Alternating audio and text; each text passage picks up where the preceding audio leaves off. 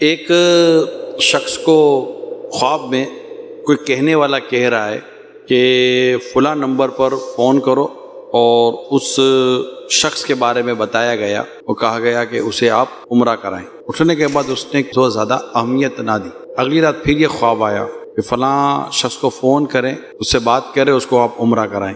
اگلے دن امام صاحب کے پاس گیا، امام صاحب اس طرح مجھے خواب آ رہا ہے، کیا کروں؟ اگر تیسری بار بھی آ جائے تو پھر آپ جیسا کہا جا رہا ہے ویسا کرو۔ تیسری رات بھی وہی خواب دیکھا، کوئی کہنے والا کہہ رہا ہے کہ فلاں نمبر پر فون کرو، فلاں شخص کو عمرہ کراؤ۔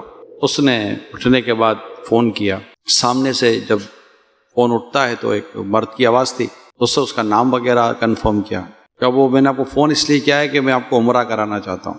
کون ہے بھائی آپ؟ کہ بس میں آپ کو عمرہ کرانا چاہتا ہوں، آپ میرے ساتھ عمرہ کر لیں گا۔ بھائی آپ مجھے جانتے نہیں ہیں۔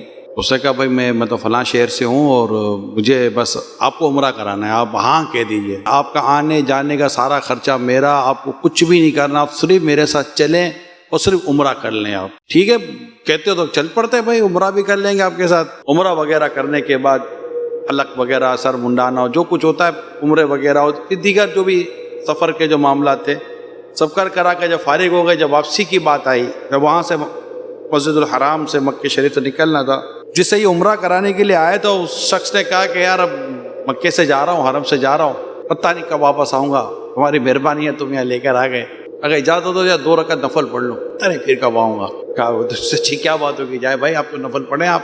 تو وہ اندر گیا اور اندر جا کر اس نے مسجد الحرام میں جا کر اس نے 2 رکعت نفل پڑھنی شروع کی۔ کافی دیر تک وہ آیا نہیں، وہ اندر گیا تو دیکھوں کہ بھائی کدھر چلا گیا، دیکھا تو وہ شخص سجدے میں، وہ انتظار کر رہا ہے، اس کا سجدہ ہی ختم نہیں ہو رہا، تو تشویش ہوئی۔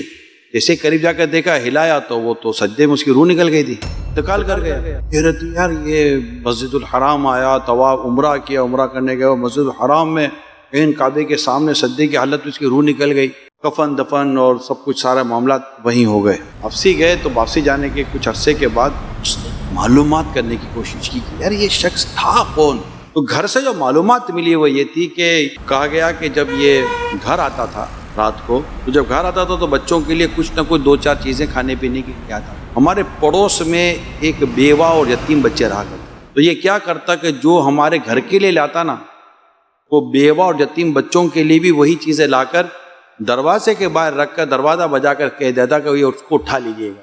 ہو سکتا ہے کہ بیوہ عورت اور یتیم بچوں کی خدمت یہ اس کی مغفرت یا اس کی اس اچھے خاتمے کا سبب بنی ہو۔ کیوں؟ کیونکہ جس وقت اس کا کھانا جو یہ گھر کے باہر رکھتا تھا، جب وہ خاتون وہ کھانا، بیوہ عورت کھانا اٹھاتی تھی تو اس کی ہم دعا کی آواز سنتے تھے کہ وہ کھانا اٹھانے کے بعد دعا کرتی تھی کہ اللہ تعالیٰ تیرا خاتمہ خیر فرمائے، لوگوں کی ساتھ مدد، ان کی غمخواری، ان کی خدمت۔ تو ہم میں سے ہر ایک کو چاہیے کہ عاشقان رسول کے غم، دکھ، پریشانیوں کو دور کرنے کی کوشش کریں۔